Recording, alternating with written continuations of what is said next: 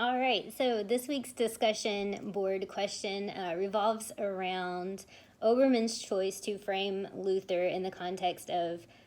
his work coming from a place of him believing that it was the end of days and preparing for the end of days rather than being in the medieval or the modern era or somewhere in between. Dr. Meza said that a lot of historians and scholars have really kind of been a little bit critiqueful, that's a word, of that stance on his book. And so the questions are why he wrote it that way and how we would weigh in on the conversation, and if Obermann is right to make this claim, or is it more of a disservice to our grasp of history? So I think that from my perspective, at least from reading it, Obermann did this for a particular reason, and that was to frame Luther in a context that historians previously had not considered him to be a part of, by trying to place him in either the medieval time period or the Reformation era. It kind of takes away from Luther as a man, and I think that that was a big goal of Obermann's, was to present the human aspect of Luther, and for us to consider it from his personal standpoint, and not really from looking back into history, knowing that these eras existed, right? Because obviously when Luther was going through this, he didn't know that it was like the medieval age, or that he was reforming, which brings me to my second point that I think Obermann did this for, and that is to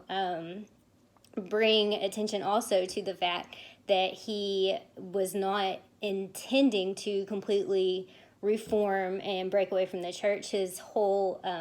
goal was the betterment of the church. He was just trying to fix the things that he saw wrong, and not necessarily make himself a martyr or make himself into this position where he is like the hero of the new free church or anything like that. That was not his goal. It was just a feeling that he felt that God had given him, that he needed to exert this information and to fix things. And so I think that that is another reason that Obermann probably framed it that way. And then going along with the misinterpretation of, what he was trying to do, as far as like seeing him as more of like a figure instead of a human, and viewing it from a point of a place of him being the reformer instead of just being someone who was trying to better the church and the world and the political atmosphere as he saw it,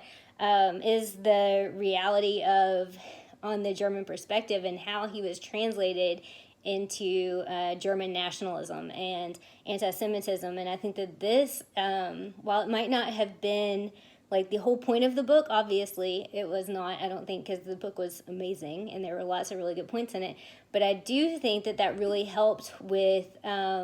considering the anti-Semitism aspect of it, and kind of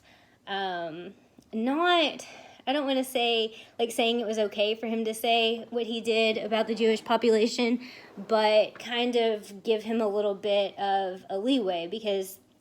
if he's coming from a place where he thinks it's the end of days, right, the main reason for him having an issue with the Jews would obviously be because they have not reformed into the true religion, and they haven't accepted Jesus, and that he was doing it out of a place of concern of their souls, and not because he just hated Jewish people,